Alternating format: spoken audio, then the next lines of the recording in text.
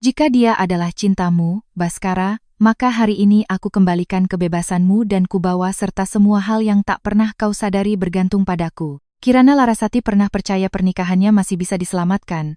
Sampai ia membuka pintu apartemen rahasia suaminya dan menemukan wanita lain hidup di sana seolah-olah dialah pemilik tempat itu. Baskara Wijoyo mengira istrinya akan menangis, memohon, atau menerima satu lagi alasan darinya. Tapi malam itu, Kirana melakukan sesuatu yang lebih buruk baginya. Dia diam. Saat pergi, Kirana tidak membawa perhiasan, pakaian mahal, atau kartu kredit. Ia hanya membawa sebuah laptop tua dan sebuah map yang seharusnya tidak pernah diabaikan oleh keluarga Wijoyo. Yang belum Baskara ketahui adalah bahwa wanita yang ia anggap tak terlihat itu, dalam diam, menopang proyek terpenting perusahaannya. Dan ketika ia akhirnya menyadarinya, mungkin semua sudah terlambat. Kirana tidak mendobrak pintu. Ia masih memiliki kuncinya. Logam itu masuk ke lubang kunci dengan kemudahan yang sama seperti biasanya, tetapi suaranya terasa menembus dadanya seperti pisau tipis. Apartemen yang menghadap ke laut di Ancol itu seharusnya hanya menjadi ruang pribadi Wijoyo Group untuk pertemuan rahasia, kontrak mendesak, dan tamu-tamu penting. Baskara selalu mengatakan itu dengan wajar, seolah tak berharap untuk ditanyai. Ini hanya pekerjaan, katanya. Kirana, ia pernah percaya, atau berpura-pura percaya, karena itu lebih mudah daripada mengakui bahwa suaminya berbohong sambil menatap matanya. Namun, malam itu, ada sebuah sandal wanita di atas karpet, segelas anggur yang isinya tinggal separuh di meja bar, dan tawa rendah yang datang dari arah koridor. Kirana mendorong pintu perlahan.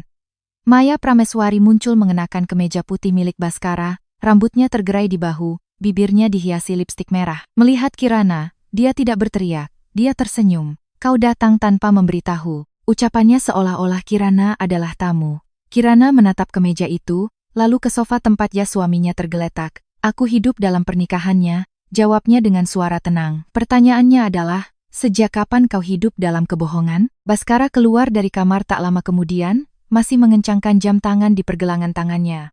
Untuk sesaat, wajahnya kehilangan warna. Detik itu adalah satu-satunya tanda jujur yang Kirana lihat darinya selama berbulan-bulan.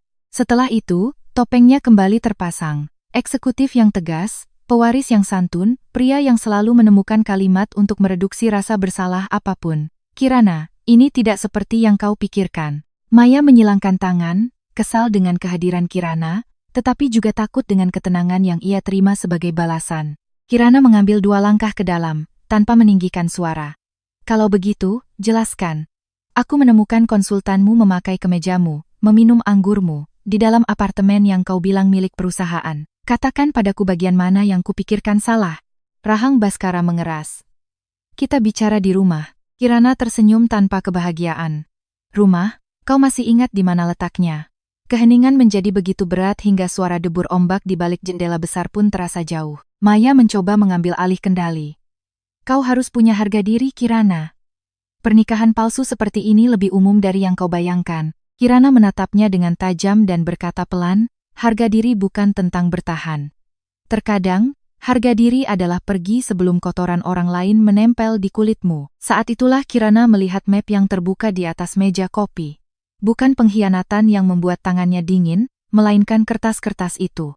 Tata letak yang dicetak dengan kualitas tinggi, palet warna, kalimat utama, urutan narasi dari kampanye rebranding Wijoyo Group. Ia kenal setiap baris dari proyek itu, karena baris-baris itu lahir dari malam-malam tanpa tidurnya. Ketika Baskara tidur memunggunginya dan ia bekerja di dapur dengan laptop tua, ditemani secangkir kopi dingin.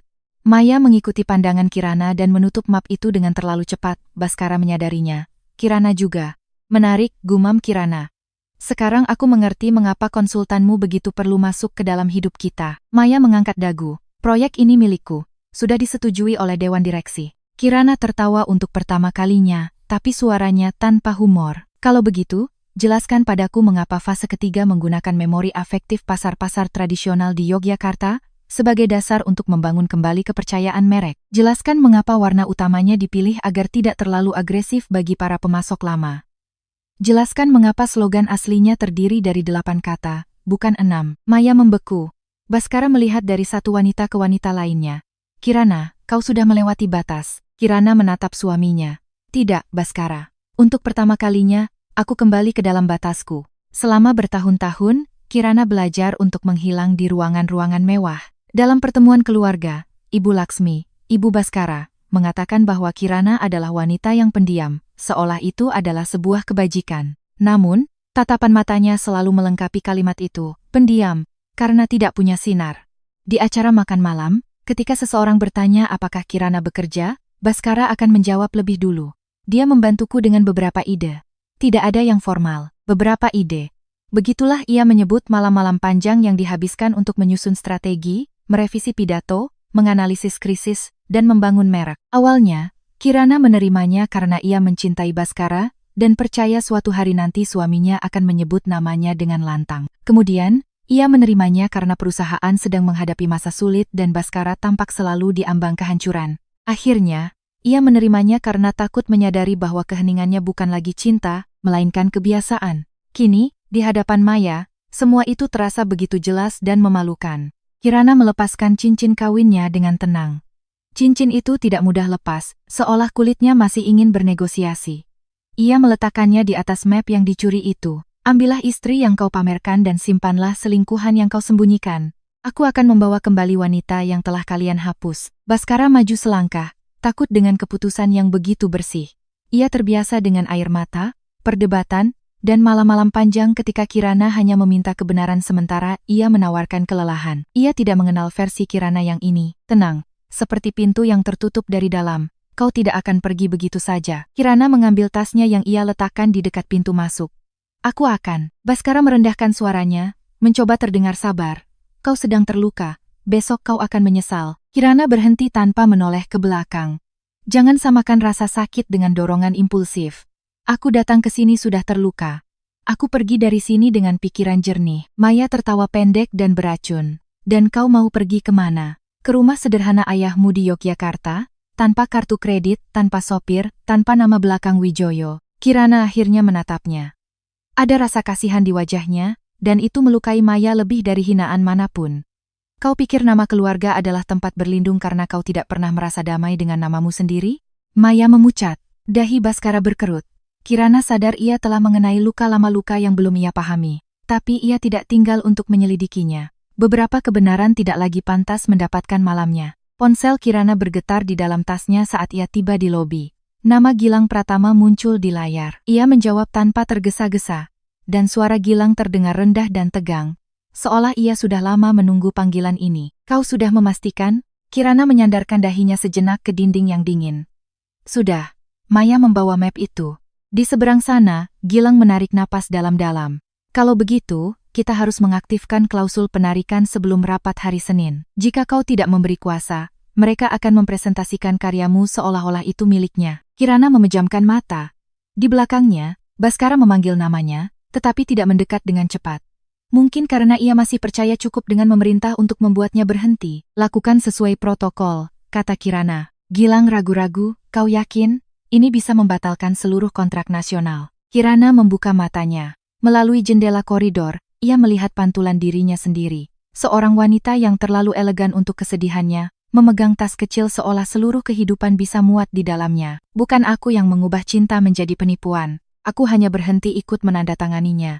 Ketika ia menutup telepon, Baskara sudah beberapa meter jauhnya. Siapa itu? Tanyanya. Kirana menyimpan ponselnya. Seseorang yang bisa membaca namaku. Kalimat itu memukulnya dengan aneh. Baskara menatap pintu apartemen, Maya di ujung ruangan, dan map di atas meja dengan cincin kawin di atasnya. Untuk pertama kalinya malam itu, ketakutan yang nyata melintas di matanya. Apa yang telah kau lakukan, Kirana? Kirana hampir menjawab, semuanya. Tetapi ia sadar Baskara masih tidak bertanya tentangnya. Ia bertanya tentang perusahaan, reputasi, kontrak yang akan menopang fase baru Wijoyo Group. Selalu seperti itu. Saat Kirana menderita, Baskara meminta ketenangan. Saat kerajaannya bergetar, ia meminta penjelasan. Kirana menunduk menatap tangan Baskara. Tangan yang sama yang pernah menggenggamnya di depan altar, dan berjanji tidak akan pernah meninggalkannya sendirian. Aku tidak melakukan apapun hari ini yang belum kau mulai sejak lama. Baskara mencoba menyentuh lengannya. Kirana menghindar. Gerakannya kecil, tapi tegas. Jangan sentuh aku sebagai suami setelah memperlakukanku sebagai aset. Baskara menelan ludah. Maya muncul di belakangnya, sekarang tanpa arogansi, bertanya apakah semuanya baik-baik saja. Kirana berpikir pertanyaan itu pada saat itu hampir lucu. tidak ada yang baik-baik saja. Dan justru karena itulah, semuanya akhirnya mulai terasa nyata. Ketika ia sampai di lantai dasar, petugas keamanan memalingkan muka, terlalu malu untuk berpura-pura netral. Kirana membayangkan berapa kali petugas itu melihat Maya masuk. Berapa kali ia tersenyum pada Bhaskara, tanpa tahu harus merasa kasihan pada istri sahnya atau tidak. Di luar, udara asin menerpa wajahnya. Ia tidak langsung menangis. Tubuh terkadang butuh waktu untuk memahami bahwa semuanya telah berakhir. Ia memesan mobil melalui aplikasi, tetapi sebelum mengonfirmasi perjalanan, ia melihat layar ponselnya menyala lagi. Itu adalah pesan dari Ibu Laksmi. Kirana, Bhaskara meneleponku. Jangan membuat drama. Wanita cerdas mempertahankan pernikahan. Kirana membacanya 2 kali. Bukan karena ragu, tetapi untuk menyimpan nada kekejaman yang sopan itu. Ia mengetik satu balasan. Wanita cerdas juga tahu kapan harus berhenti merawat reruntuhan. Kemudian, ia memblokir nomor itu. Mobil tiba beberapa menit kemudian. Saat McUR.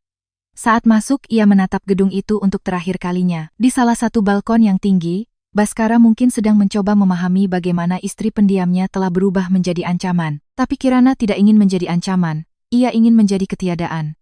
Dan bagi beberapa pria, tidak ada yang lebih menakutkan daripada seorang wanita yang mereka yakini sepenuhnya mereka miliki. Dalam perjalanan menuju Yogyakarta, kota Jakarta berlalu di jendela seperti serangkaian kenangan yang pecah. Kirana melihat bar-bar yang masih buka, pasangan yang tertawa di trotoar, sepeda motor yang melintasi jalanan terang, dan gedung-gedung mewah yang sepertinya menyembunyikan kehidupan yang sama mewahnya dan sama kosongnya. Ia memikirkan ayahnya, Pak Haryo, yang tidur lebih awal di rumah tua dengan pintu biru, tanpa tahu bahwa putrinya akan kembali pada dini hari itu dengan koper tak terlihat berisi kegagalan dan bukti. Ia memikirkan laptop yang tersimpan di lemari di kamar tamu di rumah Wijoyo, karena disitulah ia bekerja ketika tidak ingin mengganggu siapapun. Besok ia akan kembali untuk mengambilnya. Atau mungkin tidak perlu. Gilang memiliki salinan, catatan, tanggal, kontrak yang ditandatangani dengan nama aslinya, Kirana Larasati, bukan Kirana Wijoyo. Detail yang sebelumnya tampak kecil, kini menjadi tali yang terulur di atas jurang. Ia tidak kosong, ia lelah. Ada perbedaannya. Ketika mobil menaiki jalanan yang lebih sempit di Yogyakarta, Kirana menyandarkan kepalanya di kursi dan akhirnya membiarkan setetes air mata jatuh. Hanya satu, bukan untuk Bhaskara, tetapi untuk wanita yang telah ia tinggalkan demi muat di dalam pernikahannya. Di apartemen, Bhaskara kembali ke ruang tamu dan mengambil map itu dengan tangan kaku. Maya mencoba berbicara, tetapi ia memotongnya dengan tatapan. Cincin Kirana masih di atas kertas itu, berat seperti sebuah vonis. Ia membuka halaman pertama, mencari sesuatu yang sebelumnya tidak pernah ia pedulikan. Di sudut bawah tata letak, ada tanda yang hampir tak terlihat, 2 huruf yang saling terkait dalam goresan tipis. Ko, Le. Bhaskara merasakan perutnya mulas. Ia teringat malam-malam ketika ia melewati dapur dan melihat Kirana menutup laptop dengan cepat, mengatakan bahwa ia hanya sedang mengatur resep, tagihan rumah, atau ide-ide acak. Ia teringat saran-saran Kirana yang ia ulangi di rapat seolah-olah itu adalah intuisinya sendiri. Ia teringat Maya memuji konsep-konsep yang sekarang ia sadari tidak pernah bisa dijelaskan Maya secara mendalam. Ponselnya berdering. Itu Rina Astuti, Direktur Keuangan Wijoyo Group. Dengan panik. Bhaskara, maaf menelepon jam segini, tapi kami baru saja menerima pemberitahuan hukum. Konsultan kreatif yang bertanggung jawab atas kampanye ini menangguhkan izin penggunaan. Kau tahu siapa itu Kirana Larasati? Bhaskara menatap pintu yang kosong. Untuk pertama kalinya, nama istrinya terasa lebih besar dari namanya sendiri. Dan syok itu akhirnya datang, terlambat. Bhaskara tidak tidur. Ia menghabiskan sisa malam duduk di ruang tamu apartemen di Ancol, dengan map terbuka di atas meja dan cincin Kirana di sampingnya. Seolah lingkaran logam kecil itu telah menjadi saksi bisu yang menentangnya. Maya mencoba mendekat beberapa kali, pertama dengan manis, lalu dengan ketidaksabaran, dan akhirnya dengan kemarahan yang nyaris tak tersamarkan. Apa kau akan membiarkannya mengubah drama cemburu menjadi krisis perusahaan? Tanyanya, memilin rambutnya, seolah-olah ia masih bisa terlihat tenang. Bhaskara tidak langsung menjawab. Matanya terpaku pada huruf KL. Yang tersembunyi di sudut tata letak, begitu samar sehingga ia tidak akan pernah melihatnya jika Direktur Keuangan tidak menelepon dengan panik. Kau bilang proyek ini milikmu, katanya tanpa menatap Maya. Maya mengangkat dagu. Dan memang begitu. Aku yang mengordinasikan semuanya. Bhaskara menutup map itu dengan keras. Aku tidak bertanya apakah kau mengordinasikannya. Aku bertanya apakah ini milikmu. Perbedaan antara kedua kalimat itu menciptakan keheningan yang berbahaya. Maya sadar bahwa untuk pertama kalinya sejak ia mendekatinya, Bhaskara tidak mencoba melindunginya dari Kirana. Ia mencoba memahami apakah dirinya sendiri telah dimanfaatkan. Pagi harinya, rumah keluarga Wijoyo di sebuah kompleks perumahan elit di Pondok Indah terbangun dengan ketergesaan yang tidak sesuai dengan tamannya yang rapi. Ibu Laksmi masuk ke ruang sarapan mengenakan kalung mutiara dan jubah tidur tipis, tetapi wajahnya menunjukkan bahwa ia juga tidak tidur. Bhaskara tiba tanpa dasi, dengan rahang yang belum dicukur, dan itu sudah cukup bagi ibunya untuk tahu bahwa situasinya lebih serius daripada sekadar pertengkaran suami istri. "Di mana Kirana?" tanya Ibu Laksmi, seolah ketidakhadiran menantunya adalah sebuah ketidaksopanan, bukan perpisahan. Bhaskara menuang kopi, tetapi tidak meminumnya. "Dia pergi." Ibu Laksmi tertawa kering. "Kalau begitu, suruh sopir menjemputnya." Wanita yang terluka harus dibawa kembali sebelum mereka mulai mendengarkan nasihat yang salah.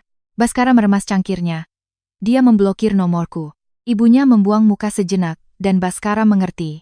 "Ibu bicara dengannya?" Ibu Laksmi meletakkan sendok di piring dengan sentuhan yang terlalu halus. "Aku mengiriminya pesan." Dia menjawab seolah-olah dia telah menjadi salah satu wanita modern yang salah mengartikan harga diri sebagai kecerdasan. Bhaskara mengangkat matanya. "Ibu." Kampanyenya ditangguhkan. Ekspresi Ibu Laksmi berubah. "Tidak banyak tapi cukup." "Kampanye apa?" "Kampanye yang akan menyelamatkan ekspansi nasional kita." Ibu Laksmi terdiam. Apa hubungannya Kirana dengan itu? Pertanyaan yang seharusnya terdengar konyol itu menusuk Bhaskara dengan rasa malu yang tak terduga.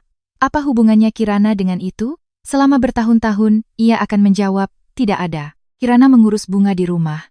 Makan malam yang sopan. Pemilihan hadiah untuk klien lama. Revisi informal pidatonya sebelum rapat penting. Kirana punya selera bagus. Kirana peka. Kirana pendengar yang baik. Itulah kalimat-kalimat yang ia gunakan untuk meremehkan apa yang tidak ingin ia akui. Namun pagi itu, Direktur Keuangannya, Rina Astuti, tiba di rumah dengan tablet, kantung mata, dan setumpuk dokumen. "Maaf atas urgensi ini, tapi kita harus bertindak sebelum tengah hari," katanya. Ibu Laksmi menyambutnya dengan dingin. "Rina, jelaskan." Rina menarik napas dalam-dalam. "Kami menerima pemberitahuan dari Gilang Pratama, perwakilan hukum dari Dharma Kreatif. Mereka menyatakan bahwa izin penggunaan kampanye akar yang menggerakkan terikat pada tanda tangan langsung Kirana Larasati. Tanpa persetujuannya, kita tidak bisa mempresentasikan, mempublikasikan, atau mengadaptasi materi tersebut." Ibu Laksmi berkedip pelan, seperti baru saja mendengar bahasa asing di rumahnya sendiri. "Dharma Kreatif," ulangnya. Bhaskara mengusap wajahnya. Rina melanjutkan. "Menurut catatan, Kirana bukan kolaborator informal. Dia adalah pencipta yang dikontrak melalui struktur eksternal, dengan jejak digital sejak awal proyek." Ibu Laksmi bereaksi sebelum putranya. "Itu tidak mungkin. Kirana tidak punya perusahaan apapun. Dia adalah seorang istri." Kata itu jatuh di ruangan seperti vonis kuno. Rina ragu, tapi tidak mundur. "Dia memiliki NPWP perusahaan yang aktif selama 4 tahun, Bu Laksmi. Kecil, tidak menonjol, tapi teratur. Tanda tangannya muncul di kontrak-kontrak awal yang dikirim oleh kantor Gilang. Masalahnya adalah, secara internal, seseorang menghapus namanya dari versi yang disajikan kepada Dewan." Darah Bhaskara naik ke wajahnya.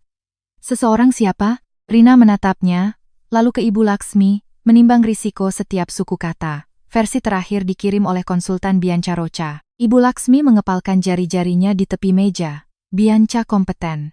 Kirana pasti hanya memberikan ide-ide dalam percakapan rumah tangga dan sekarang ingin memanfaatkan krisis pernikahan. Bhaskara hampir menerima penjelasan itu karena kebiasaan.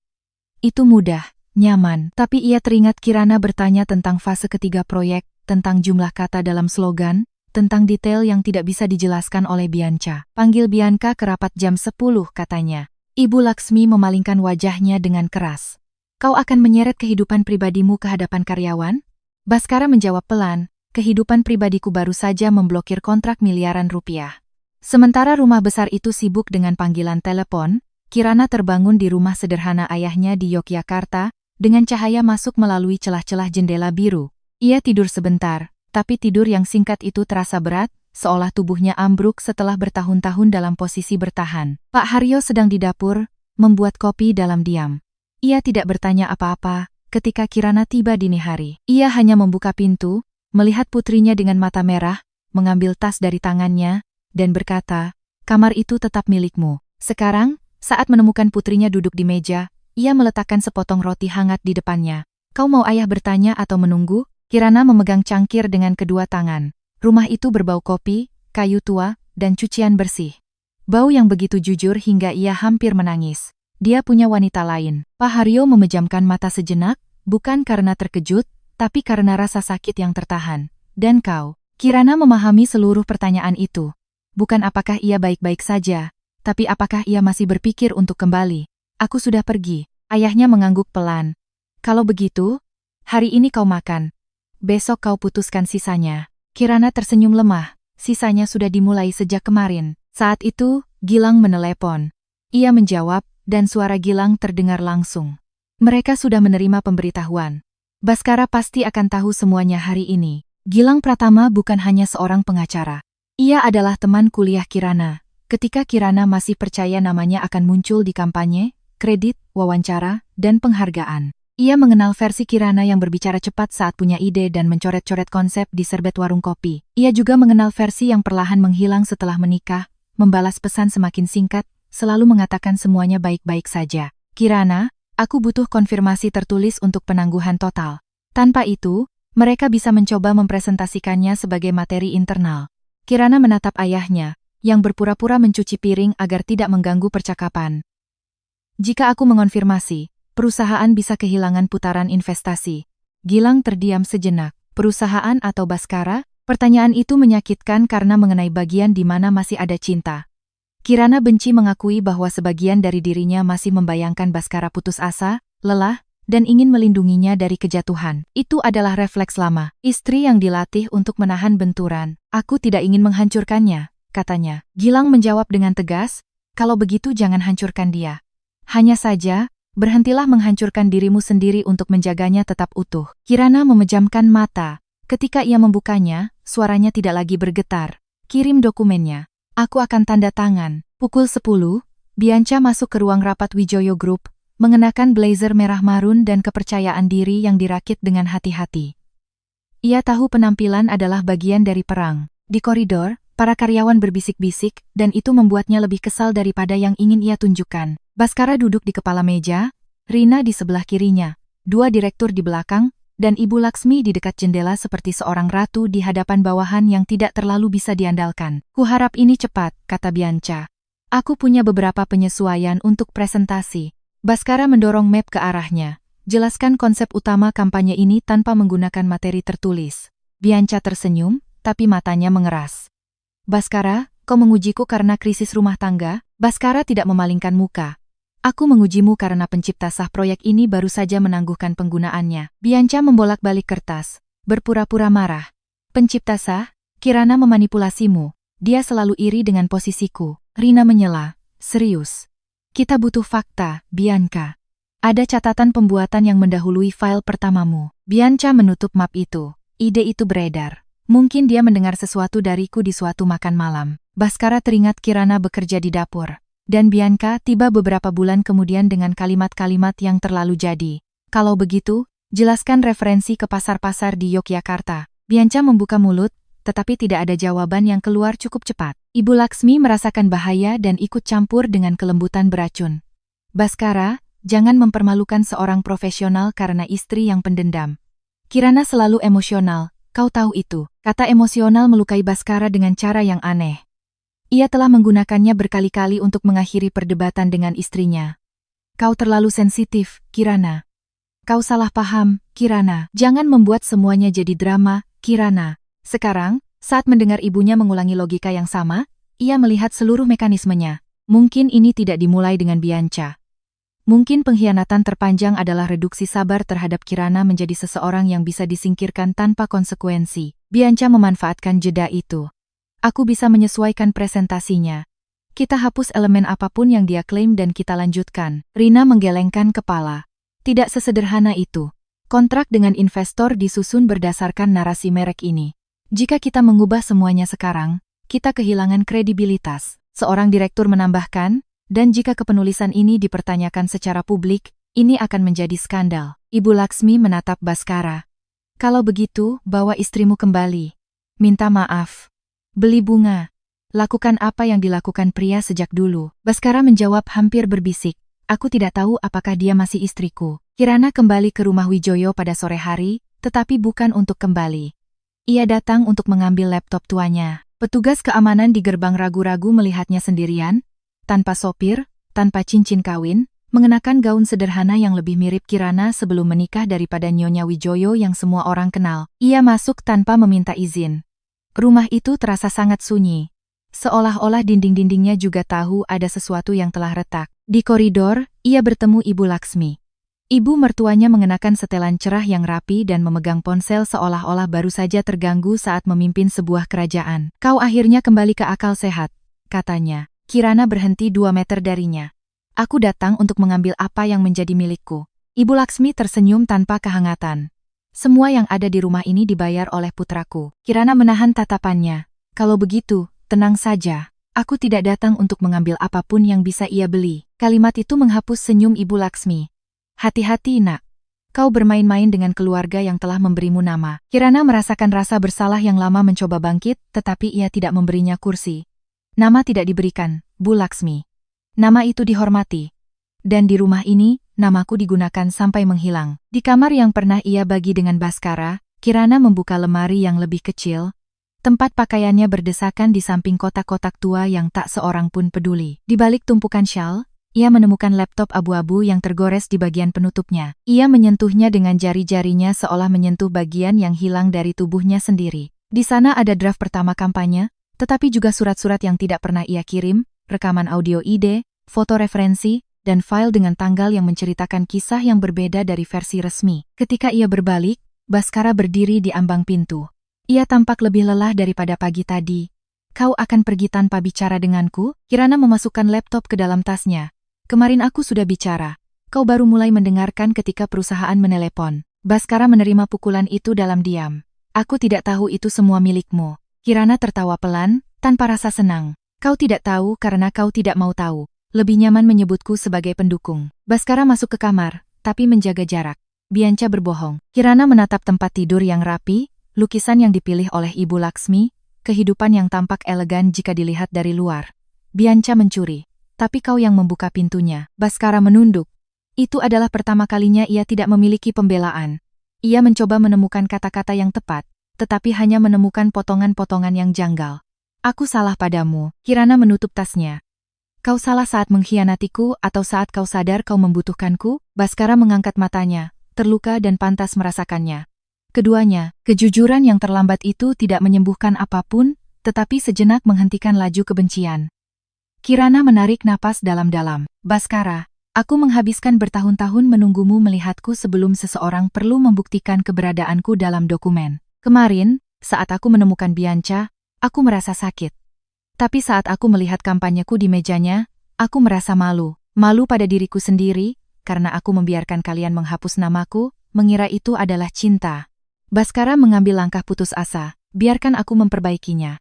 Kirana menggenggam tali tasnya dengan erat. Kau masih bicara seolah-olah aku adalah barang rusak di dalam rumahmu. Baskara berhenti di koridor. Ibu Laksmi mengamati tanpa terlihat, dengan wajah kaku. Kirana melihat pantulan ibu mertuanya di cermin dan berkata lebih keras, aku tidak akan menarik penangguhan itu. Jika Wijoyo Group ingin menggunakan karyaku, mereka harus mengakui kepenulisanku secara publik. Ibu Laksmi masuk ke kamar, pucat karena marah. Kau mau memeras kami? Kirana menjawab tanpa gemetar. Aku hanya ingin berhenti dicuri. Diskusi itu tidak meledak menjadi teriakan karena Kirana tidak lagi menawarkan bahan bakar. Ibu Laksmi mengancam akan menggunakan pengacara, menyiratkan bahwa Kirana akan dihancurkan secara sosial, dan mengatakan tidak akan ada yang percaya pada istri pendendam melawan keluarga terpandang. Baskara, yang sebelumnya mungkin akan diam, akhirnya menyela ibunya. Cukup, Ibu Laksmi berbalik padanya seolah dikhianati. Kau akan membelanya setelah apa yang dia lakukan? Baskara menatap Kirana, lalu laptop di tasnya. Aku seharusnya membelanya dari dulu. Kalimat itu mengenai Kirana, tapi ia tidak membiarkan wajahnya goyah. Beberapa kalimat datang terlambat untuk menyelamatkan, tapi masih bisa menandai awal dari sebuah utang. Ia berjalan ke pintu. Baskara tidak mencoba menghentikannya, hanya bertanya, kau tinggal di mana? Kirana menjawab, di tempat di mana tidak ada yang salah mengiraku sebagai dekorasi. Ketika melewati Ibu Laksmi, ibu mertuanya berbisik, kau akan menyesal.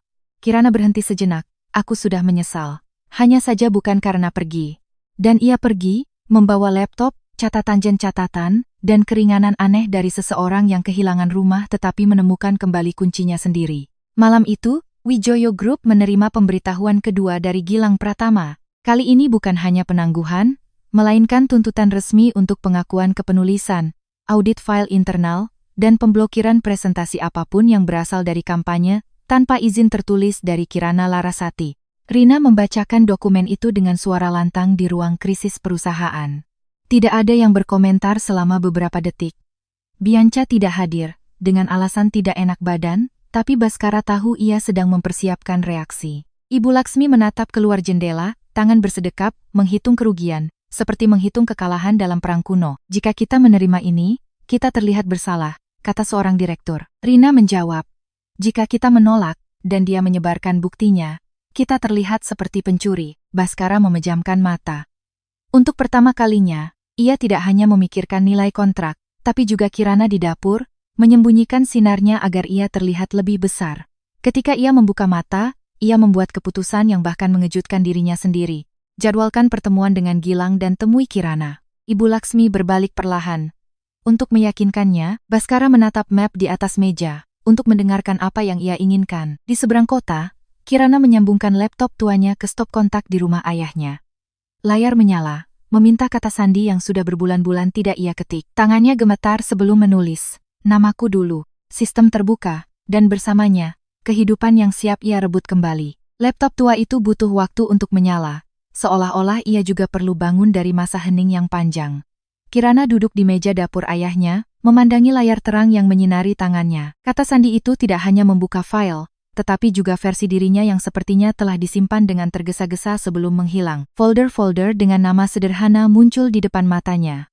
Wijoyo Reposisi, narasi kepercayaan, pemasok lama, naskah presentasi, krisis Jawa. Setiap judul adalah satu malam di mana ia memberitahu Baskara bahwa ia hanya sedang mengatur urusan rumah tangga, sementara ia menciptakan tulang punggung kampanye yang akan dibawa Baskara ke Dewan Direksi seolah-olah itu lahir di ruang rapat. Pak Haryo meletakkan secangkir kopi di sampingnya dan tidak bertanya apa-apa.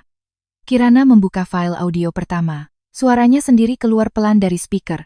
Merek ini tidak perlu terlihat lebih besar, hanya perlu terasa lebih dekat. Ia memejamkan mata. Ia ingat malam itu, Baskara pulang terlambat, kesal dengan investor. Mengatakan tidak ada lagi yang percaya pada nama Wijoyo di luar lingkaran biasa. Kirana mengusulkan ide itu. Baskara mencium keningnya sambil lalu dan berkata, kau selalu melihat sisi manusianya. Keesokan paginya, ia mengulangi kalimat Kirana kepada direksi tanpa menyebut namanya. Saat itu, Kirana menyebutnya kemitraan. Sekarang, ia menyebutnya penghapusan. Gilang tiba menjelang makan siang dengan map tipis dan wajah seseorang yang datang membawa jembatan dan perang sekaligus. Ia menyapa Pak Haryo dengan hormat, lalu duduk di hadapan Kirana, menghindari nada dramatis karena ia tahu Kirana sudah terlalu banyak drama. Mereka setuju untuk bicara, tapi mereka ingin pertemuan rahasia. Tanpa pers, tanpa dewan lengkap, tanpa catatan publik untuk saat ini. Kirana tertawa pendek. Mereka ingin mendengarkanku, selama tidak ada yang tahu aku ada. Gilang membuka mapnya. Baskara meminta untuk bicara denganmu secara pribadi sebelumnya. Aku tidak merekomendasikannya. Kirana mengangkat matanya. Dan kenapa kau memberitahuku? Karena aku bukan pemilikmu, aku pengacaramu. Kalimat itu membuat Kirana tersenyum tipis. Salah satu kebaikan kecil yang tidak menyelesaikan rasa sakit, tetapi mengembalikan sedikit ruang untuk bernapas. Gilang melanjutkan, ada hal lain. Saat meninjau file, aku menemukan nama yang berulang dalam negosiasi awal dengan pemasok proyek, Rocha. Bukan Bianca secara langsung, ayahnya, Heitor Rocha. Dahi Kirana berkerut. Ayah Bianca? Gilang mengangguk. Dia punya perusahaan komunikasi regional. Bangkrut setelah kontrak dengan Wijoyo Group hampir 8 tahun lalu. Kesepakatan itu dimediasi oleh Ibu Laksmi. Keheningan berubah suhu. Kirana mengerti bahwa selingkuhan suaminya mungkin tidak masuk ke dalam cerita ini hanya karena hasrat. Di gedung Wijoyo Group, Baskara juga menemukan potongan-potongan kebenaran lama, tetapi setiap potongan seolah memotong kedua arah. Rina memberinya laporan kontrak-kontrak lama, dan ia menghabiskan sore itu membolak-balik halaman dengan tanda tangan ibunya, klausul-klausul yang keras, dan lampiran yang tidak pernah ia baca. Nama Heitor Rocha muncul dalam kemitraan komunikasi yang dibatalkan sebelum waktunya, dengan denda yang akan menghancurkan perusahaan kecil manapun. Baskara berusia 20-an saat itu, baru diangkat menjadi direktur, terlalu sibuk mencoba membuktikan kepada almarhum ayahnya bahwa ia layak menduduki jabatan itu. Ibu Laksmi mengurus urusan di belakang layar. Baskara mempercayainya seperti ia mempercayai tanah yang dipijaknya. Kenapa ini penting sekarang? Tanyanya pada Rina. Meskipun ia sudah tahu itu penting. Rina menjawab dengan hati-hati. Karena Bianca Rocha masuk ke perusahaan atas rekomendasi konsultan yang terkait dengan pemasok lama. Dan karena dia meminta akses ke file kampanye sebelum diangkat secara resmi. Baskara mengusap matanya. Dia balas dendam. Rina tidak membenarkan atau menyangkal. Mungkin, tapi balas dendam tidak menjelaskan semuanya.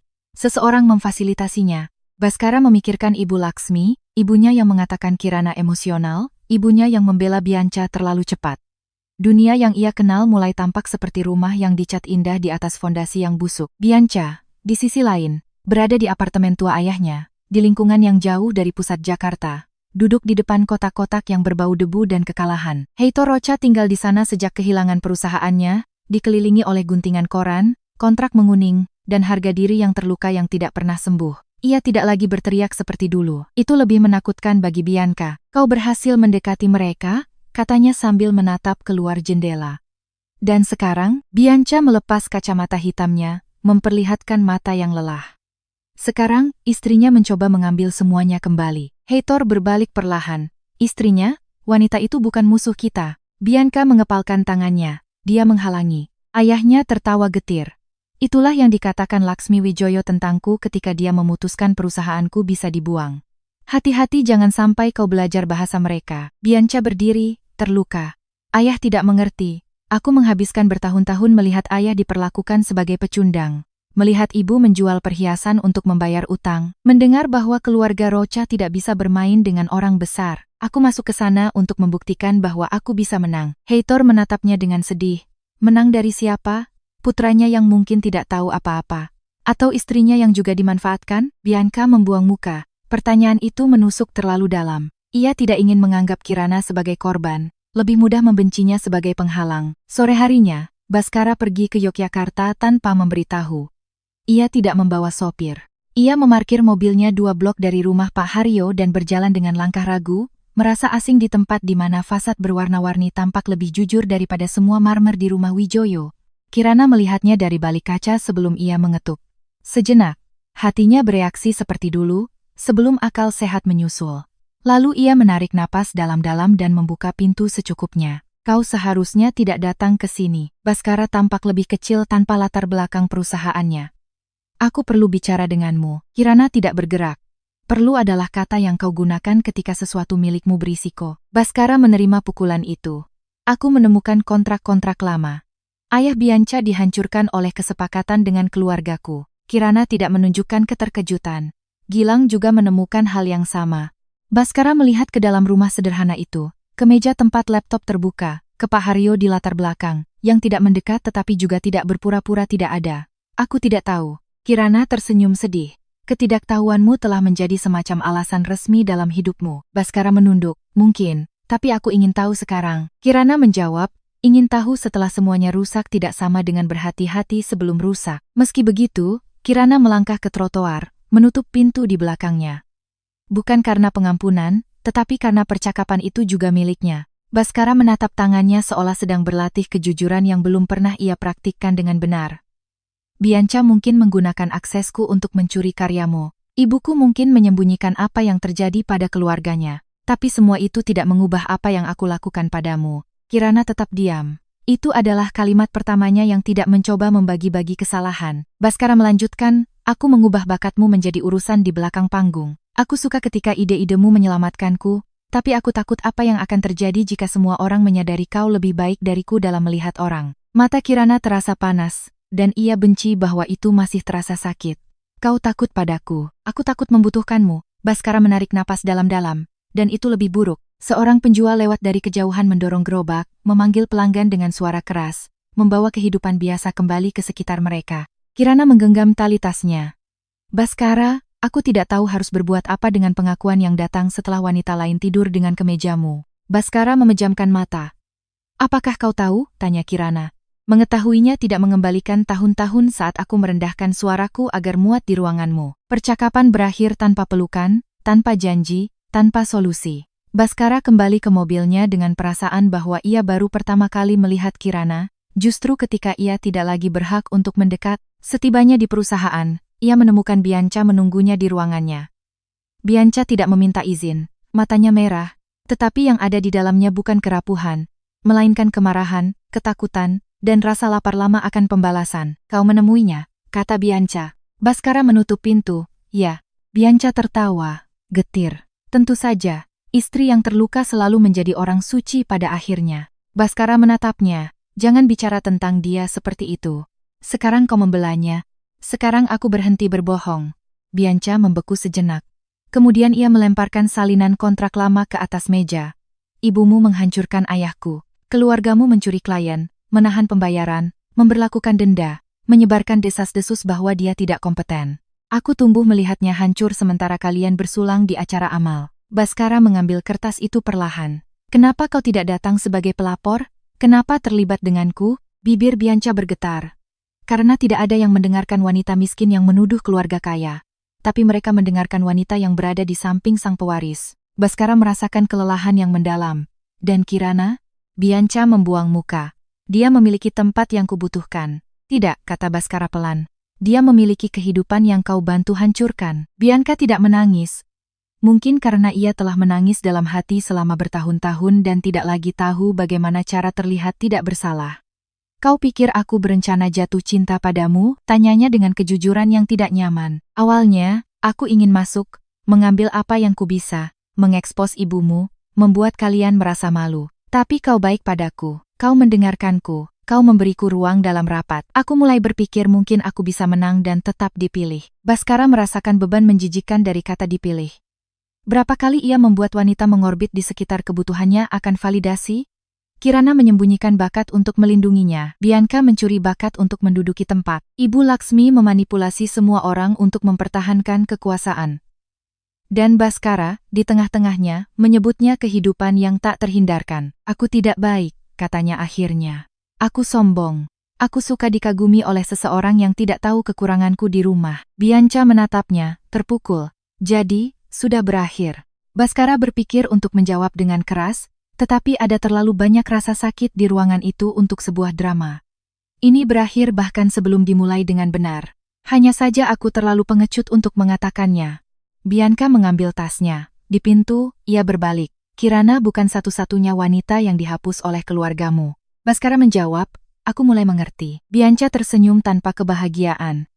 Terlambat mengerti adalah bakat keluarga Wijoyo. Malam itu juga, Gilang mengatur pertemuan virtual antara Kirana dan dua perwakilan investor dari Jakarta. Kirana mengenakan blus sederhana, mengikat rambutnya, dan duduk di depan laptop tua di dapur ayahnya. Sebelum bergabung dengan panggilan, ia menarik napas dalam-dalam, mengingat semua saat ia berbicara melalui Baskara. Ketika layar terbuka, salah satu eksekutif langsung bertanya, Ibu Larasati, kami perlu tahu apakah penangguhan ini adalah strategi tekanan finansial. Kirana merasakan dorongan lama untuk melunakkan ketegasannya. Ia hampir meminta maaf, tapi ia tidak melakukannya.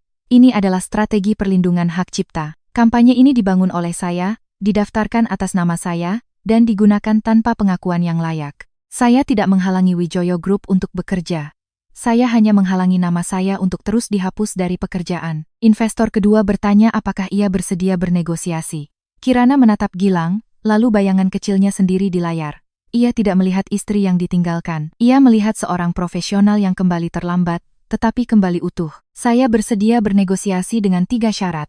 Pengakuan publik atas kepenulisan, audit independen terhadap file, dan penarikan Bianca Rocha dari presentasi proyek. Ada keheningan. Gilang tidak tersenyum, tetapi matanya mengatakan bahwa Kirana telah melewati pintu yang penting. Setelah pertemuan, Kirana berjalan ke halaman belakang, di mana Pak Haryo sedang menyirami tanaman, meskipun tidak perlu, hanya untuk memberi tangannya kesibukan. Kau bicara dengan baik, katanya. Kirana bersandar ke dinding. Ayah mendengar, rumah ini kecil nak.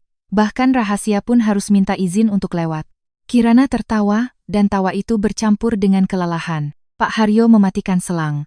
Ketika ibumu meninggal, kau pikir kau harus menjadi mudah agar tidak ada yang khawatir. Kau menjadi ahli dalam tidak merepotkan. Mungkin pria itu hanya menemukan keahlian yang sudah terlalu sering kau latih. Kirana merasakan kalimat itu masuk perlahan. Itu bukan tuduhan, itu cermin. Ia telah belajar menghilang sebelum bertemu Baskara. Pernikahan hanya memberikan perabotan indah pada kebiasaan lamanya. Aku marah padanya, akunya. Tapi aku juga marah pada diriku sendiri. Pak Haryo mendekat dan menyentuh bahu putrinya. Marah pada diri sendiri bisa menjadi penjara jika kau tidak hati-hati. Gunakan saja sebagai jembatan. Kirana menatap langit gelap di atas Yogyakarta. Untuk pertama kalinya sejak meninggalkan apartemen itu, ia tidak berpikir untuk kembali atau melarikan diri. Ia berpikir untuk membangun sesuatu yang memiliki namanya di depan pintu. Keesokan harinya, krisis itu bocor dari internal. Seorang jurnalis ekonomi menerbitkan catatan singkat namun beracun, sengketa mengancam kampanye rebranding Wijoyo Group. Tidak ada detail yang cukup untuk menghancurkan siapapun, tetapi cukup untuk menakuti investor. Ibu Laksmi menuduh Bianca membocorkannya. Bianca menuduh Ibu Laksmi mencoba mengorbankannya. Baskara menyaksikan keduanya berdebat di ruang rapat dan menyadari bahwa kebenaran tidak akan lahir secara spontan dari salah satu dari mereka. Kebenaran harus ditarik dari dokumen. Rina membawa penemuan baru. Email-email lama dari Ibu Laksmi yang mengarahkan agar nama Kirana tidak muncul dalam versi yang dikirim ke Dewan untuk menghindari kebingungan hierarkis. Baskara membaca kalimat itu 3 kali. Kebingungan hierarkis. Begitulah ibunya menyebut ketakutan untuk mengakui bahwa menantunya, tanpa nama keluarga yang kuat, sangat diperlukan. Ibu Laksmi mencoba mengambil tablet dari tangannya. Kau tidak mengerti konteksnya. Baskara mundur. Kalau begitu, jelaskan padaku. Jelaskan mengapa ibu menghapus istriku. Ibu Laksmi menjawab dengan dingin, karena pria sepertimu tidak memimpin kerajaan dengan membawa sinar istrinya di punggung mereka. Kalimat itu menghantam seluruh ruangan. Untuk pertama kalinya, Baskara melihat bahwa pengkhianatan terhadap Kirana bukanlah kecelakaan. Itu adalah metode. Menjelang malam, Kirana menerima salinan email-email itu dari Gilang. Ia membaca semuanya dalam diam, duduk di kamar tuanya, dengan laptop terbuka dan tangan dingin. Ia tidak merasakan kemenangan. Ia merasakan duka, karena ada kekejaman khusus dalam menemukan bahwa ketidakterlihatannya telah direncanakan dengan begitu tenang. Baskara mengirim pesan tak lama kemudian. Aku sudah membaca email-email itu, aku malu. Kau benar. Kirana menatap layar untuk waktu yang lama. Sebagian dirinya ingin membalas dengan pedang. Sebagian lagi ingin tidak pernah membalas. Akhirnya, ia hanya menulis, menjadi benar tidak mengembalikan apa yang hilang dariku. Tapi itu bisa menghentikan kalian untuk terus berbohong. Ia mengirimnya dan mematikan ponsel. Di seberang kota, Baskara membaca pesan itu di ruang kantor yang gelap, dan mengerti bahwa hukuman terburuk bukanlah kebencian Kirana, melainkan Kirana yang akhirnya berbicara dengannya sebagai seseorang yang berada di luar jangkauannya. Di apartemen Bianca, sang selingkuhan membuka map tersembunyi berisi salinan kontrak lama ayahnya dan rekaman suara Ibu Laksmi yang dibuat beberapa bulan sebelumnya. Jari-jarinya melayang di atas file itu. Jika semua orang menginginkan perang, ia tahu di mana harus menyerang. Dan tanpa disadari, ia sedang mempersiapkan pengungkapan yang akan mengubah tidak hanya kampanye, tetapi seluruh sejarah keluarga Wijoyo. Pagi hari pertemuan penentuan itu dimulai dengan ketenangan palsu di kantor pusat Wijoyo Group. Di luar, mobil-mobil gelap berhenti di depan pintu masuk utama. Para eksekutif menaiki tangga kaca, asisten berlarian dengan tablet dan botol air mineral, dan setiap gerakan tampak dilatih untuk menunjukkan kendali. Namun di dalam, perusahaan itu retak. Kebocoran tentang sengketa kepenulisan sudah beredar di kalangan investor dan jurnalis, dan presentasi yang seharusnya menandai ekspansi nasional, kini bisa menjadi bukti publik atas pencurian kreatif. Baskara tiba pagi-pagi, tanpa menyapa siapapun selain Rina. Ia menghabiskan malam membaca email ibunya, kontrak lama, pesan dari Bianca, dan catatan dari Kirana. Semakin banyak ia membaca, semakin ia tidak bisa bersembunyi di balik ketidaktahuan. Ibu Laksmi masuk ke ruang utama, mengenakan setelan krem yang sempurna, seolah keanggunan bisa menjadi perisai moral. Hari ini kau akan bertindak sebagai presiden, katanya kepada putranya, tanpa sapaan. Baskara menatapnya. Selama bertahun-tahun, ibu salah mengartikan kepresidenan sebagai kepatuhan. Ibu Laksmi menyipitkan mata. Jangan menantangku di depan orang asing. Baskara menjawab pelan. Yang asing adalah aku harus kehilangan istriku untuk mengetahui bagaimana ibu mengelola kebenaran. Kirana tiba bersama Gilang sesaat sebelum pukul 10. Ia tidak mengenakan perhiasan mencolok atau pakaian yang dipilih untuk mengesankan. Ia mengenakan blus biru tua, rambut diikat, wajah tanpa upaya untuk terlihat tidak terlalu terluka. Saat melintasi lobi Wijoyo Group, ia merasakan tatapan para karyawan mendarat padanya seperti pertanyaan. Beberapa hanya mengenalnya sebagai istri pendiam Baskara, yang muncul di acara-acara, jarang tersenyum, dan tidak pernah memegang mikrofon. Yang lain, sekarang berbisik nama lengkapnya dengan terkejut. Kirana Larasati. Ia sadar nama belakang itu terasa baru, bahkan bagi orang-orang yang telah menyapanya selama bertahun-tahun. Gilang berjalan di sisinya dengan map berisi bukti. Masih ada waktu untuk meminta pertemuan yang lebih kecil, katanya. Kirana tidak melambat. Aku menghabiskan bertahun-tahun dalam pertemuan kecil di mana namaku tidak muat. Hari ini, namaku akan muat. Di pintu masuk ruangan, Bhaskara menunggunya. Ketika mata mereka bertemu, tidak ada keintiman lama, tidak juga kebencian murni. Ada jembatan yang rusak di antara mereka berdua, dan keduanya tahu bahwa menyeberanginya membutuhkan lebih dari sekadar penyesalan. Terima kasih sudah datang, katanya. Kirana menjawab, aku tidak datang untukmu. Aku datang untuk diriku sendiri. Bhaskara menerima kalimat itu. Untuk pertama kalinya, ia tidak tampak tersinggung karena tidak menjadi pusat perhatian. Ruangan itu cukup penuh sehingga kebenaran tidak bisa ditutupi, tetapi cukup terkendali agar tidak menjadi tontonan. 2 investor dari Jakarta, 3 direktur internal, Rina, Ibu Laksmi, Bhaskara, Gilang, dan Kirana menduduki meja oval. Bianca tiba paling akhir. Ia mengenakan pakaian putih, mungkin mencoba terlihat bersih di tengah dokumen-dokumen kotor. Saat melihat Kirana, ia menahan tatapannya selama beberapa detik, tetapi memalingkan muka lebih dulu. Gilang membuka pertemuan dengan suara tegas, menjelaskan bahwa Dharma Kreatif tidak berusaha menghancurkan Wijoyo Group, tetapi mencegah penggunaan materi hak cipta yang tidak semestinya. Ibu Laksmi menyela dengan senyum dingin. Kita semua orang dewasa di sini. Ide beredar dalam pernikahan, makan malam, percakapan. Mengubahnya menjadi milik eksklusif adalah oportunisme. Kirana tidak langsung menjawab. Ia membuka laptop tuanya di atas meja. Mesin itu tampak kecil di tengah teknologi ruangan, tetapi justru benda usang itulah yang menarik semua mata. Laptop ini ada di lemari kecil di kamarku, katanya. Disinilah aku menulis naskah pertama kampanye. Merekam audio dan menyusun struktur naratif. Jika ide beredar, Bu Laksmi, hari ini kita akan mencari tahu dari mana asalnya dan siapa yang mencoba mengubah jalurnya. Gilang menyambungkan laptop ke layar besar. Urutan pertama menunjukkan tanggal, versi file, draft slogan, rekaman suara, dan pesan yang dikirim ke Bhaskara berbulan-bulan sebelum Bianca dipekerjakan. Dalam rekaman audio, Kirana berbicara tentang membangun kembali kepercayaan, mengembalikan kemanusiaan pada merek, mendekatkan perusahaan dengan pemasok kecil yang telah dilupakan. Salah satu investor mencondongkan tubuh ke depan, mengenali seluruh kalimat yang muncul dalam presentasi resmi. Bianca menyilangkan kaki, tetapi jari-jarinya gemetar di atas ponsel. Bhaskara tetap menatap layar, seolah setiap file adalah pengakuan yang ditarik darinya. Kemudian, Gilang membuka folder lain, gambar kampanye dengan tanda yang hampir tak terlihat di sudutnya, huruf K, L, yang saling terkait dalam goresan tipis. Tanda tangan visual ini muncul di semua versi asli, jelasnya. Dalam versi yang dikirim oleh konsultan Bianca Rocha, tanda itu dipotong atau ditutupi oleh elemen grafis. Rina membuka file internal perusahaan untuk perbandingan.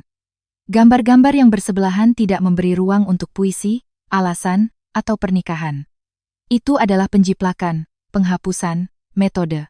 Kirana merasakan perutnya mulas, bukan karena takut, tapi karena duka. Melihat ketiadaannya sendiri terbukti dalam definisi tinggi lebih kejam dari yang ia bayangkan. Bianca mencoba bereaksi sebelum ruangan itu berbalik melawannya. Itu tidak membuktikan niat, katanya. Dengan suara lebih keras dari yang seharusnya. Aku menerima materi mentah, aku mengadaptasi, mengordinasikan, mengubahnya menjadi sesuatu yang bisa dipresentasikan. Kirana mungkin membuat catatan awal, tapi kampanye bukanlah buku harian pribadi. Kirana menatapnya tanpa kemarahan yang meledak-ledak. Bisakah kau menjelaskan mengapa kau mengubah tanggal pembuatan 3 file sebelum mengirimkannya ke direksi? Bianca memucat. Gilang menampilkan laporan teknis di layar.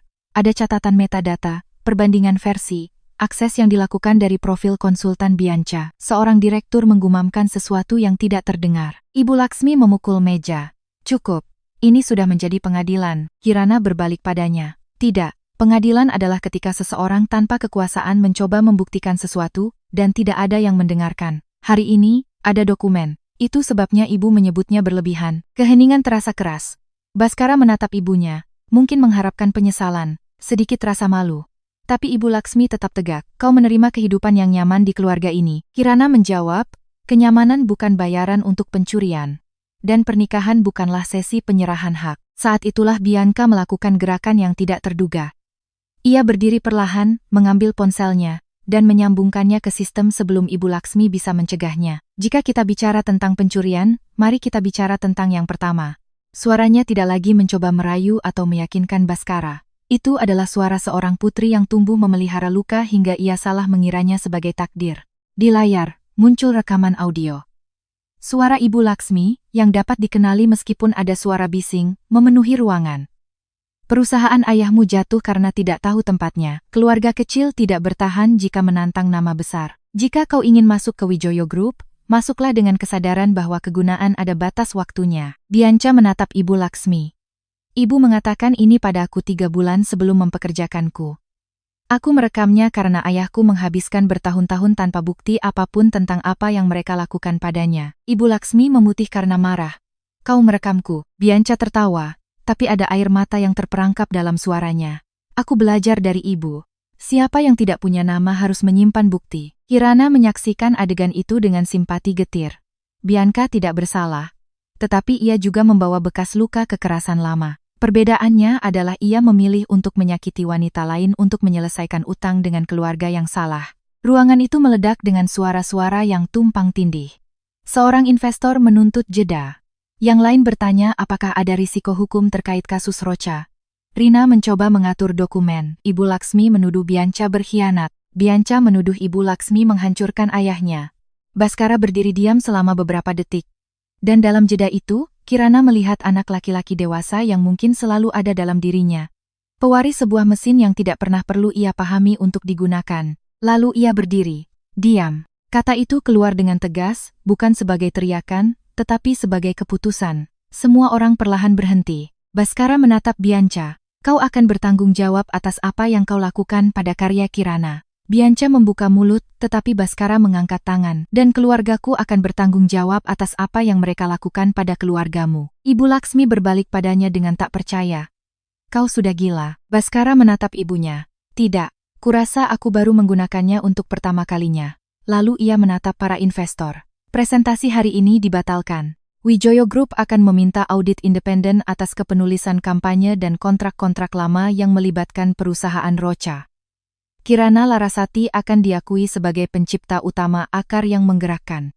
Jika dia memutuskan untuk melanjutkan bersama kami, itu akan melalui kontrak yang transparan. Jika dia memutuskan untuk pergi, kampanye ini pergi bersamanya. Keputusan itu jatuh seperti kaca pecah. Ibu Laksmi berdiri begitu cepat hingga kursinya hampir jatuh. Kau menyerahkan perusahaan ke tangan wanita yang terluka. Baskara tidak memalingkan muka. Tidak. Aku mengembalikan apa yang seharusnya tidak pernah diambil oleh perusahaan. Kirana merasakan sesuatu yang aneh di dadanya. Bukan pengampunan, bukan kelegaan total. Itu adalah keterkejutan melihat Baskara akhirnya membuat pilihan yang merugikannya. Selama pernikahan, ia selalu meminta waktu, konteks, kesabaran, pengertian. Sekarang, di hadapan ibu, investor, dan selingkuhannya, ia memilih untuk mengatakan kebenaran yang merendahkannya di mata dunia. Itu tidak menghapus pengkhianatan, tetapi itu menghentikan kebohongan untuk terus tumbuh. Bianca mengambil tasnya dengan tangan gemetar. Sebelum pergi, ia menatap Kirana. Aku membencimu karena itu lebih mudah daripada mengakui bahwa aku ingin dilihat. Kirana menjawab pelan, tanpa kekejaman. Aku juga ingin dilihat. Hanya saja, kau mencoba menggunakan penghapusanku sebagai tangga. Bianca memejamkan mata sejenak, terpukul. Aku minta maaf. Kirana menahan tatapannya. Rasakan penyesalan itu cukup dalam agar kau tidak mengulanginya. Bianca pergi tanpa menatap Baskara. Ketika pertemuan selesai, investor setuju untuk penangguhan sementara daripada pemutusan hubungan, asalkan audit dimulai pada hari yang sama dan siaran pers resmi disiapkan. Gilang tampak puas, tapi Kirana tahu kemenangan bukanlah kata yang tepat untuk itu. Kemenangan akan terasa seperti pesta.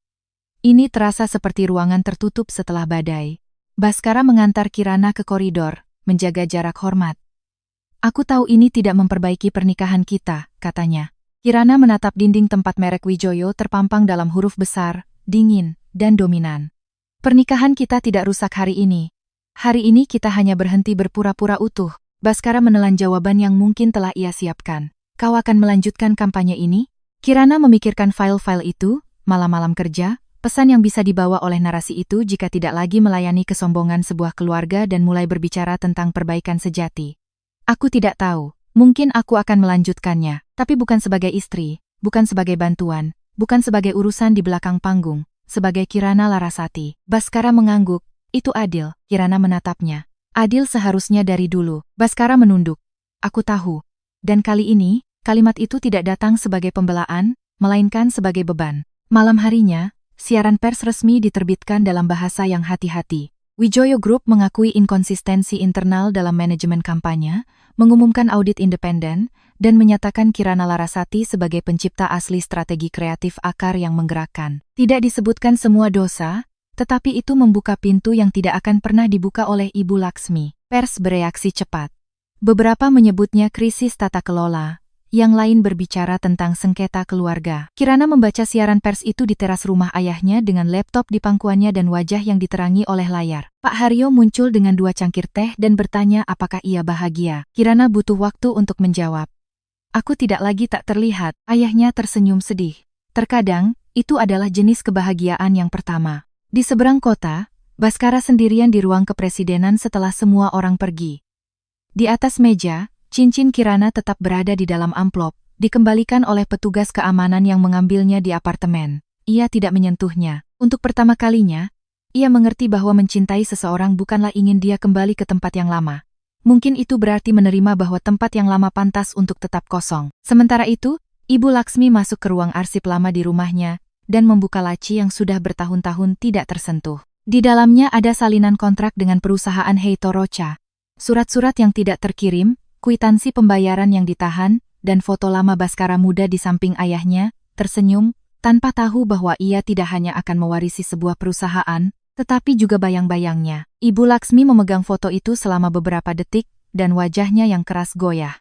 Ia tidak melihat dirinya sebagai penjahat. Ia melihat dirinya sebagai wanita yang bertahan hidup di meja-meja, di mana pria hanya menghormati kekuatan. Untuk melindungi putranya, ia belajar untuk menghancurkan sebelum dihancurkan. Masalahnya adalah, setelah bertahun-tahun, ia tidak lagi bisa membedakan perlindungan dari kekejaman. Di ponselnya, ia menerima pesan dari Baskara. Audit akan memiliki akses ke semuanya. Jangan hancurkan dokumen. Ibu Laksmi memejamkan mata, diliputi oleh kemarahan yang terasa seperti ketakutan. Kemudian ia menyimpan foto itu, mengunci laci, dan berdiri dalam kegelapan. Untuk pertama kalinya, matriark keluarga Wijoyo mengerti bahwa kerajaan yang ia bangun tidak terancam oleh Kirana.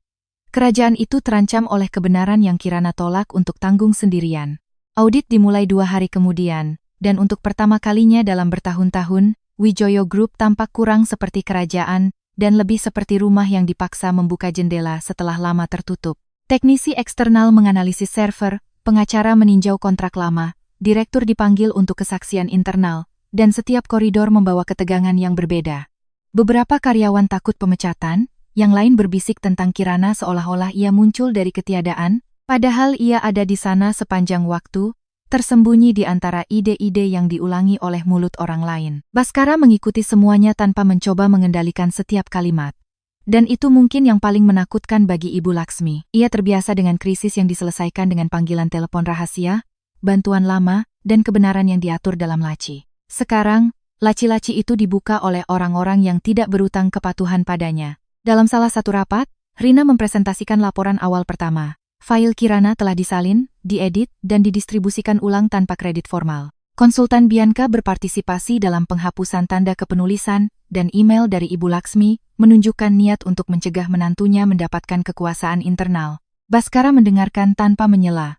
Ketika Rina selesai, ia berkata, sertakan saja semuanya dalam laporan akhir. Ibu Laksmi, yang duduk di belakang, menatap putranya seolah-olah ia baru saja menjadi orang asing. Kirana menerima salinan laporan itu di Yogyakarta, duduk di meja kecil di dapur, di mana beberapa hari sebelumnya ia gemetar di depan laptop tua. Gilang ada di sampingnya, siap menjelaskan langkah selanjutnya, tetapi Kirana membacanya dalam diam untuk waktu yang lama. Tidak ada kesenangan melihat rasa sakitnya diubah menjadi dokumen.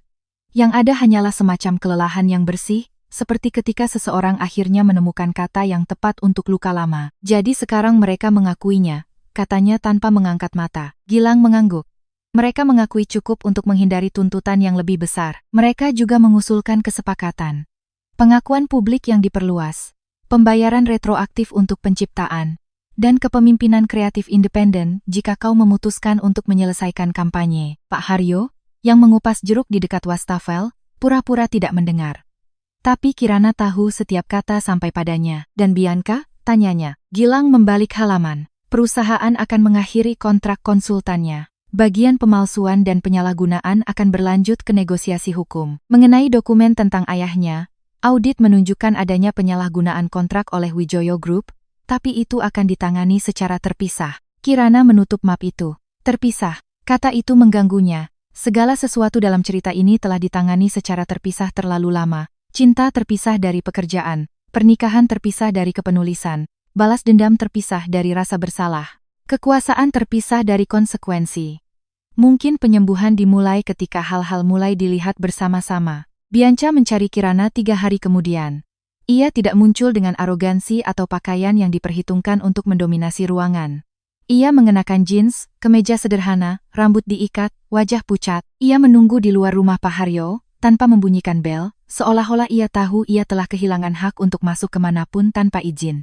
Kirana melihatnya dari jendela dan ragu-ragu. Gilang akan menyuruhnya untuk tidak bicara.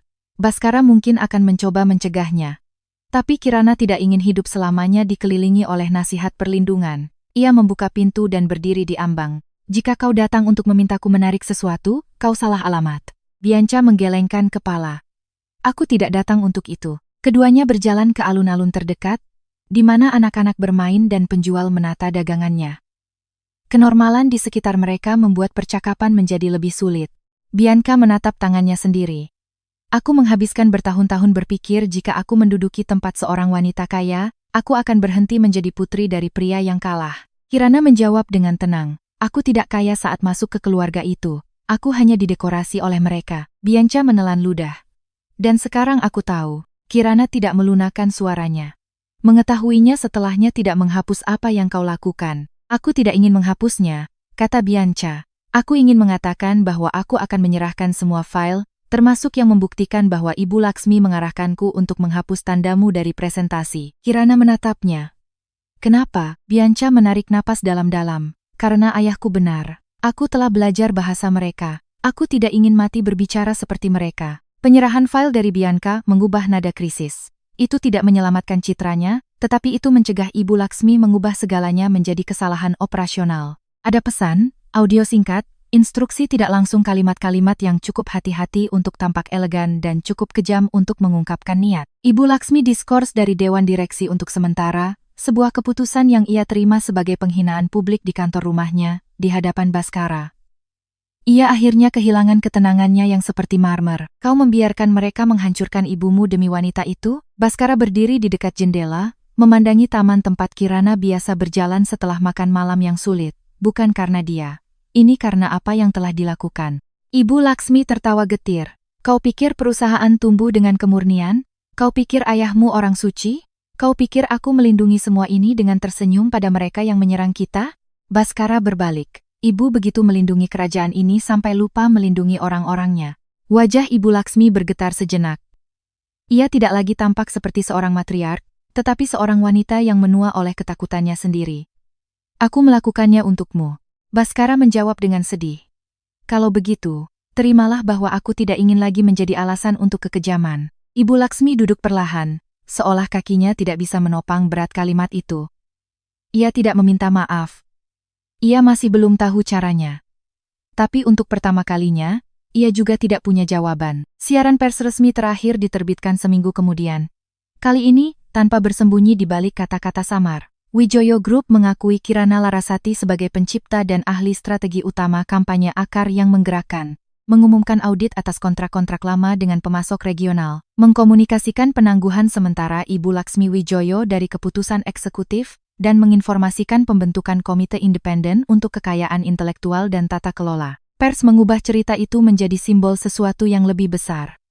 Wanita yang tak terlihat dalam perusahaan keluarga, kredit yang dihapus atas nama hierarki, selingkuhan yang diubah menjadi senjata oleh sengketa lama, pewaris yang dipaksa menghadapi harga dari kenyamanan mereka. Kirana membaca berita utama tanpa euforia. Di layar, namanya muncul dengan benar. Kirana Larasati. Bukan istri Baskara, bukan Nyonya Wijoyo, bukan sumber dekat, namanya utuh, untuk pertama kalinya, berjalan sendirian. Pak Haryo meletakkan tangan di bahunya dan berkata, ibumu pasti akan menggunting berita ini dan menyimpannya di dalam Alkitab. Kirana tertawa dan menangis pada saat yang sama.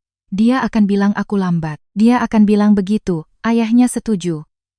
Tapi dia juga akan bilang, kau sudah sampai. Baskara meminta untuk bertemu Kirana setelah publikasi laporan akhir. Kirana memilih sebuah kafe sederhana di Yogyakarta, dengan meja-meja kecil dan dinding berwarna-warni, jauh dari restoran tempat keluarganya biasa mengubah rekonsiliasi menjadi tontonan. Ia tiba lebih dulu dan duduk menghadap jalan. Ketika Baskara muncul, ia tampak berbeda. Bukan karena lebih tampan atau lebih sedih, tetapi karena ia telah kehilangan ketergesaan tertentu untuk mengisi ruang. Ia duduk tanpa menyentuh tangan Kirana. Terima kasih sudah mau menemuiku. Kirana mengaduk kopinya perlahan. Aku setuju karena cerita kita butuh titik akhir yang diucapkan dengan lantang. Baskara menyerap kalimat itu. Selama beberapa detik, keduanya mendengarkan suara cangkir, percakapan di sekitar, dan gonggongan anjing di seberang jalan. Kemudian Baskara meletakkan sebuah amplop di atas meja. Kirana tidak mengambilnya. Apa ini? Cincin kawinmu. Kirana membeku. Aku tidak mengembalikannya untuk memintamu memakainya lagi. Aku hanya tidak ingin benda itu hilang, di brankas perusahaan atau di laci ibuku. Kirana membuka amplop itu. Cincin itu ada di sana, terlalu kecil untuk membawa begitu banyak cerita. Ia menyentuhnya dengan ujung jarinya dan teringat wanita yang pernah percaya bahwa cinta berarti bertahan sampai dipilih lagi, setiap hari. Aku tidak membencimu, Baskara. Baskara memejamkan mata sejenak. Terkadang aku berharap kau membenciku. Itu akan terasa lebih sederhana. Kirana menjawab, apa yang kurasakan lebih sulit. Ini duka. Baskara mengangguk, dan suaranya terdengar rendah. Aku juga berduka. Atas pria yang kukira aku ini. Atas suami yang gagal kujalani, atas caraku menggunakan kehadiranmu sebagai jaminan bahwa aku masih orang baik. Kirana menatapnya. Kalimat itu tidak menghapus masa lalu, tetapi memiliki kepadatan seseorang yang akhirnya melihat ke dalam tanpa mencari cermin yang menguntungkan. Aku mencintaimu, katanya. Itu nyata. Yang tidak nyata adalah cara aku melipat diriku sendiri untuk tetap bisa mencintaimu. Baskara mengusap wajahnya. Aku ingin meminta kesempatan kedua. Tapi aku sadar meminta sekarang hanyalah cara lain untuk ingin kau mengurus rasa bersalahku. Kirana merasakan sakit yang lembut melintasi dadanya. Ada cinta di sana, ya, tersembunyi di bawah puing-puing. Tapi cinta tidak selalu menjadi panggilan untuk membangun kembali rumah yang sama. Terkadang, cinta hanya berfungsi untuk memberkati kepergian. Aku akan menyelesaikan kampanye ini, katanya, dengan kontrakku sendiri, timku sendiri, dan otonomi penuh. Setelah itu, aku tidak tahu apakah aku akan tetap terikat dengan Wijoyo Group. Baskara menatapnya dengan kebanggaan yang sedih. Kau seharusnya memiliki itu sejak awal. Kirana menjawab, aku tahu. Sekarang aku memilikinya. Bianca juga mendapatkan penyelesaiannya. Ia tidak dipenjara seperti penjahat sinetron, juga tidak keluar tanpa cedera seperti korban yang nyaman. Ia menerima kesepakatan untuk memperbaiki sebagian kerusakan, kehilangan kontrak, melihat namanya beredar dalam berita yang keras, dan harus memulai dari awal, jauh dari kemewahan yang coba ia curi. Namun, yang paling sulit adalah kembali ke apartemen ayahnya dengan tangan kosong dan mengatakan yang sebenarnya. Heitor mendengarkan semuanya dalam diam. Ketika Bianca selesai, ia mengharapkan hukuman. Ayahnya hanya bertanya, dan sekarang, Bianca menangis untuk pertama kalinya tanpa mencoba terlihat cantik. Sekarang aku tidak tahu siapa aku tanpa mencoba mengalahkan keluarga Wijoyo. Ayahnya mendekat, lebih tua dari yang ia ingat, dan menjawab, kalau begitu, mungkin akhirnya kau akan menemukannya. Beberapa bulan kemudian, Bianca mulai bekerja di sebuah agensi kecil di lingkungan sekitar, tanpa jabatan tinggi, tanpa nama keluarga pinjaman, tanpa ruang kaca. Ia masih membawa ambisi, kemarahan, dan rasa malu. Tapi untuk pertama kalinya, hal-hal itu tidak berpakaian cinta palsu. Suatu malam, ia mengirim email tunggal ke Kirana, aku sudah menyerahkan sisa filenya. Aku tidak mengharapkan pengampunan. Aku hanya tidak ingin ada lagi milikmu yang tersisa padaku.